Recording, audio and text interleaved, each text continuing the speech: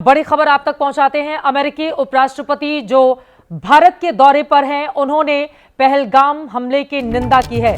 JD Vance की ओर से पहलगाम में ये जो आतंकवादी हमला हुआ है, उन्होंने इसकी निंदा की है। भारत दौरे पर हैं उपराष्ट्रपति यूएस के जेडी वेंस। उन्होंने कड़े शब्दों में निंदा करते हुए जो मृतक हैं उनके परिजनों के प्रति अपना दुख जाहिर किया है और पहलगाम में हुआ हमला भयावह है, ये कहा है जेडी वेंस ने।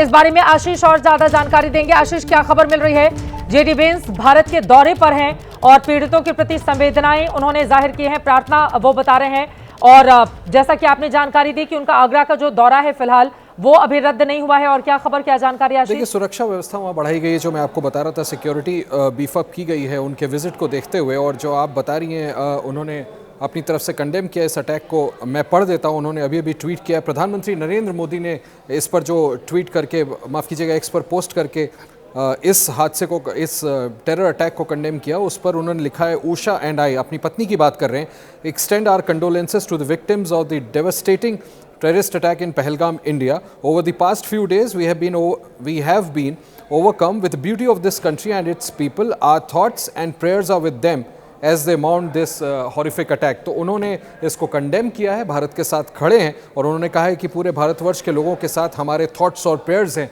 जैसा मैंने आपको बताया, चित्रा के प्रधानमंत्री मोदी ने जो एक्स पर पोस्ट किया था इस हमले के बाबत, उसको उन्होंने कोट करते हुए अपनी तरफ से कंडोलेंस भी दी है और इस बारबैरिक अटैक को कंडेम भी किया। ठीक है आशीष, मैं आऊंगी आपके पास। ये तस्वीरें लगातार हम दिखा रहे हैं, सुरक्षा के कड़े और बड़े इंतजाम किए गए हैं और दूसरी तरफ गृह मंत्री लगातार बैठकें कर रहे हैं। श्रीनगर के भीतर ही उनकी मौजूदगी है, आज रात वहीं रुकेंगे। और कल सुबह पहलगाम में हुए इस आतंकवादी हमले को लेकर क्या प्लान ऑफ एक्शन है सरकार का, किस तरह से आतंकवादियों को मुंहतोड़ जवाब दिया जाएगा, क्योंकि अभी तक जिन आतंकवादियों ने हमला किया है वो पकड़ में नहीं आए हैं। ऐसे में दहशतगर्द दोबारा से फिर कहीं और हमला नहीं करे, उसको रोकने की चुनौती भी इस वक्त है। काफी घुप अंधेरा इस वक्त पहलगाम में है। सुरक्षा बल जो सर्चिंग ऑपरेशन चला रहे हैं, उनके सामने भी कड़ी और बड़ी चुनौती मौजूदा वक्त में है।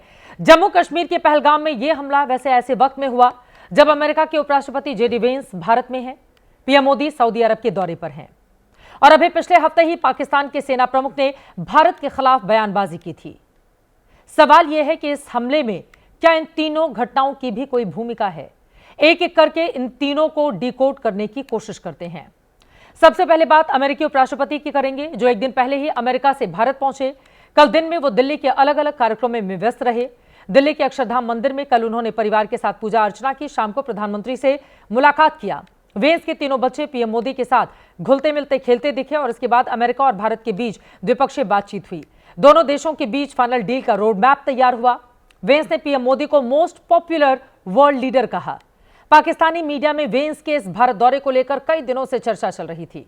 जिस तरह से वेंस ने एशिया में पहले दौरे के लिए भारत को चुना, वहां के एक्सपर्ट इसे पाकिस्तानी के लिए झटका मान रहे हैं।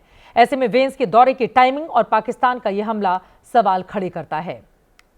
और सवाल इसलिए है क्योंकि पिछले हफ्ते ही पाकिस्तान के सेना प्रमुख आसिम मुनीर ने टू नेशन थ्योरी और हिंदू मुस्लिम वाला बयान देकर भड़काने की कोशिश की थी।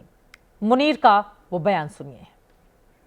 पाकिस्तान की कहानी अपने बच्चों को जो है आपने जरूर सुनानी है, ताकि वो पाकिस्तान की कहानी ना भूलें। Well, our forefathers they thought that we are different from the Hindus in every possible aspect of life. Our religion is different, our customs are different, our traditions are different, our thoughts are different, our ambitions are different. That was the foundation of the two nation theory that was laid there. That we are two nations, we are not one nation.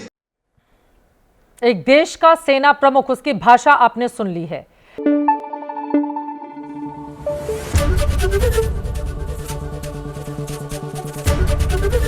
ABP news आपको रखे आगे।